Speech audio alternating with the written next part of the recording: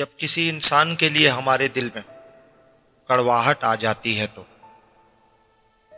इसके लिए बुरा बोलना हम अपना फर्ज समझ लेते हैं और बुरा बोलने से पहले ये तक नहीं सोचते कि एक वक्त वो हमारे साथ कितना अच्छा था। पाप की अक्सर बातें खुद पाप बनने के बाद ही समझ आती हैं। जब तक इंसान दूसरे की जगह पर खड़ा ना हो तब तक इसे पूरी दुनिया की बात समझ में नहीं आती। अगर आप अपने दर्द को महसूस करते हैं तो आप जिंदा हैं, और अगर आप दूसरों का दर्द महसूस होता है तो आप इंसान हैं।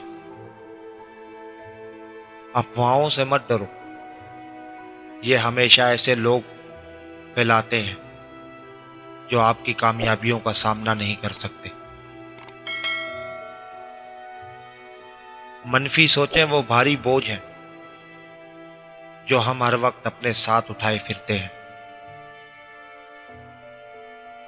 अनजाने में हम अपना दिल गंवा बैठे, इस प्यार में कैसा धोखा खा बैठे। इससे क्या गिला करें, भूल हमारी थी जो बिना दिल वालों से दिल लगा बैठे।